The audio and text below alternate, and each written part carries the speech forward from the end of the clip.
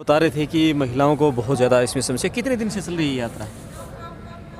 105वां दिन है। 105वां दिन है। 3 महीने गुजर गए हैं। 3 महीने गुजर गए। महिलाओं को सबसे बड़ी समस्या एक जो नेचुरल है मासिक धर्म की, तो वो समस्याएं होंगी।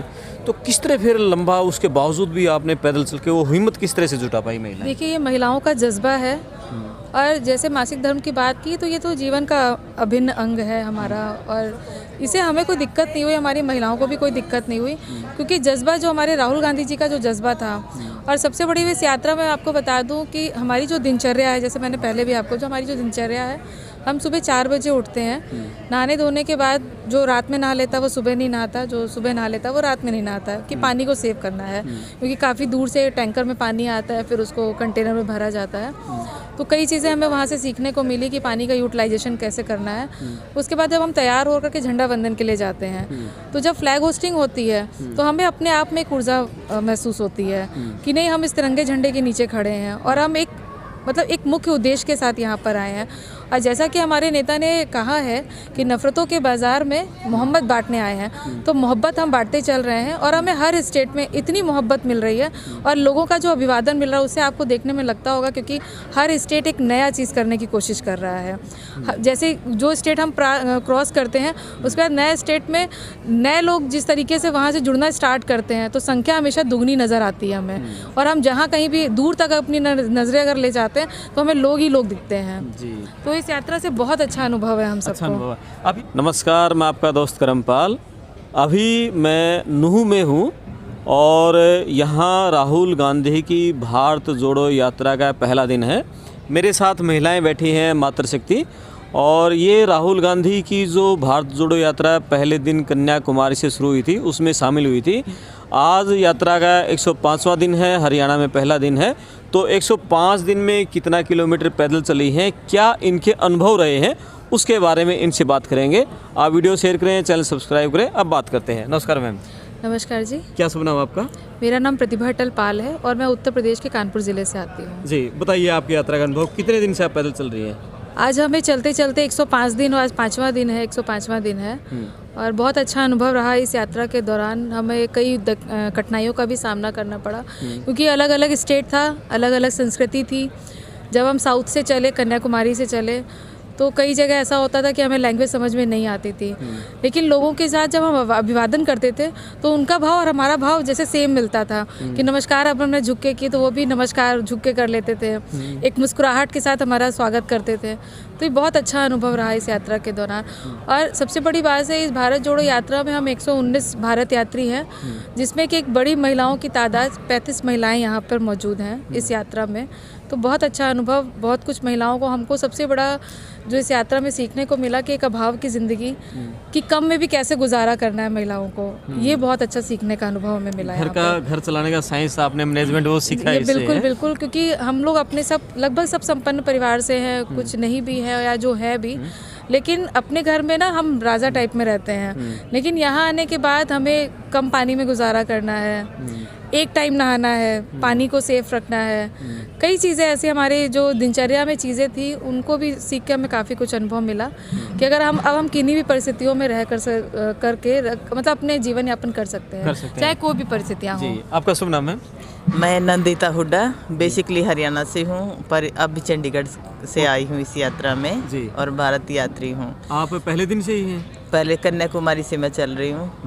और मुझे खुशी है कि हमारे नेता राहुल गांधी जी, जो एक बहुत ही अच्छे कौज के लिए आपसी प्रेम, सद्भाव, एक मोहब्बत का पैगाम लेकर चले हैं। और ये यात्रा, इसको बेहद समर्थन जितना हमने सोचा था उससे कई गुना हमने उसको पाया है। आप अपने अनुभव बताइए, रास्ते के अनुभव। 100 कितने किलोमीटर अब तक आप पैदल चल चुके हैं, और कैसा अलग हटके स्वागत कहीं किसी राज्य का? देखो, जब इस यात्रा की शुरुआत करी कन्याकुमारी से, तो उस समय जो हमारे यात्री थे सारे, जिसमें हम भी थे, तो सबको इतना चलने का वो नहीं था, सबके पैरों में छाले पड़े। ओके। तो धीरे धीरे करके हम सब सेट हो गए गए, 10 दिन लगे, किसी को हफ्ता लगा। और अब हमारे सारे भारतीय यात्री बहुत अच्छे से एक्सपर्ट हो गए हैं। आपके पैरों में छाले पड़ गए थे? मेरे में तो अभी भी पड़ा हुआ है। ठीक है। अच्छा। मेरे को पहले नहीं पड़े थे, मेरे को 2 महीने बाद पड़े हैं। ओके। पहले मेरे सह यात्री इन सबको पहले पड़ गए थे। और पूरे पैर पिंडलियां पूरी दुखी होंगी हाँ, कई और दिन तो। दूसरा अनुभव ये है कि कैसे प्रदेश दर प्रदेश हम पैदल एंट्री कर रहे हैं। Different vegetation, different culture, different Khan पान, और कहते हैं ना कि विभिन्नता में एकता, तो वो हमने इस यात्रा में उसको जिया। और उसका जो अनुभव है वो अपने आप में अलग है। और रोज अलग अलग राज्यों का बताइए, जैसे आप महाराष्ट्र से आए, तेलंगाना आए, किन किन राज्यों में किस किस तरह से लोगों ने स्वागत किया?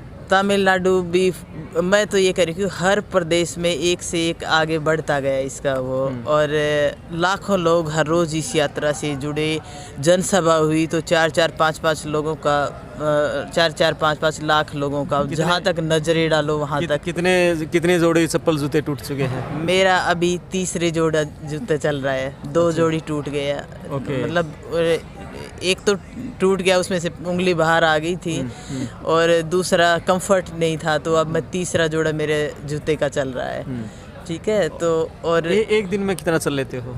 एक दिन में 25 किलोमीटर, पर बाकी और मिला के मतलब 27 किलोमीटर तक हो जाता है, क्योंकि हम यात्रा के अलावा भी जा रहे हैं ना, इधर घूम रहे हैं, इधर घूम रहे हैं। और आज भी जैसे हमने हरियाणा में एंटर करा है, तो आज जैसे जितनी भी यात्रा थी हमारी, शुरू से लेकर आखिर तक कोई जगह ऐसी नहीं थी जहाँ पे लोगों ने इसका स्वागत ना किया हो। जी।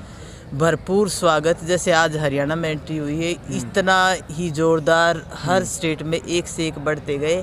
और सब ये साबित कर रहे हैं कि नफ़रतों में हमारा देश नहीं बंटना चाहता है, प्यार मोहब्बत से सब मिलकर रहना चाहते हैं। और सब की समस्याएं एक ही हैं। इस यात्रा में सारे एक परिवार की तरह बैठ के जिस भी प्रदेश से गुजरते हैं, राहुल गांधी जी से मिलकर अपनी समस्याएं डिस्कस करते हैं, मिल के अपना मतलब कैसे। राजस्थान में हमने देखा बहुत ज़्यादा भीड़ राजस्थान में देखने को मिल रही है। राजस्थान में भी थी, हर प्रदेश में थी, मैं क्या बताऊं आपका। हाँ बिल्कुल। आप कौन से राज्य से मैम?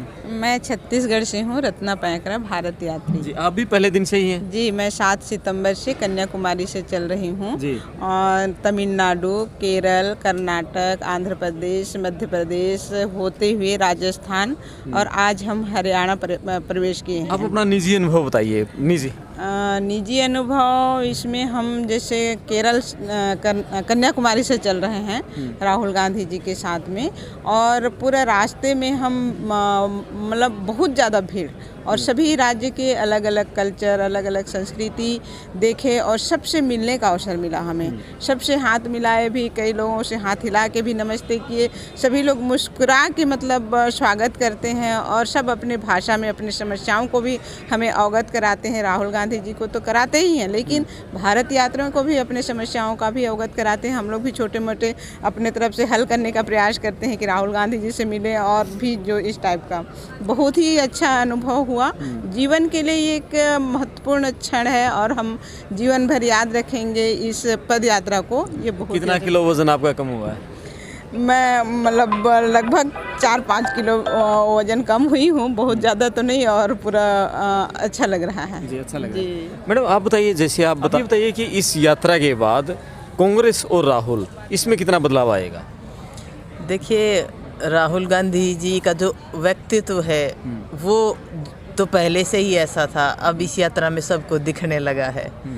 तो ये है, और हमने भी इस यात्रा से बहुत कुछ सीखा है। पर्सनल लाइफ में भी मतलब एक डिसिप्लिन, सुबह इतने बजे उठ के चलना है, ये बहुत कुछ है। और मेरा मानना है कि जो यात्राएं हैं उनके परिणाम हमेशा पॉजिटिव ही निकले हैं। और ये यात्रा तो बिल्कुल अलग है, और इस सदी की सबसे बड़ी यात्रा है। इस सदी की सबसे बड़ी क्या आप मानते हैं सदी की सबसे बड़ी यात्रा 2024 में कुछ बदलाव लेकर आएगी? डेफिनेटली बदलाव शुरू हो गया है। अच्छा। हाँ जी। जी। और ये जो यात्रा है ये राजनीतिक नहीं है, ये तो आपसी सद्भाव भाईचारे के लिए है। पर भाईचारा और सद्भावना भी वहीं होगी जहाँ पर समानता होगी। तो हमारे देश में जो समानता को ख़त्म करके असमानता का भाव पैदा किया जा रहा है, कुछ चंद लोगों के लिए सरकार काम करती है।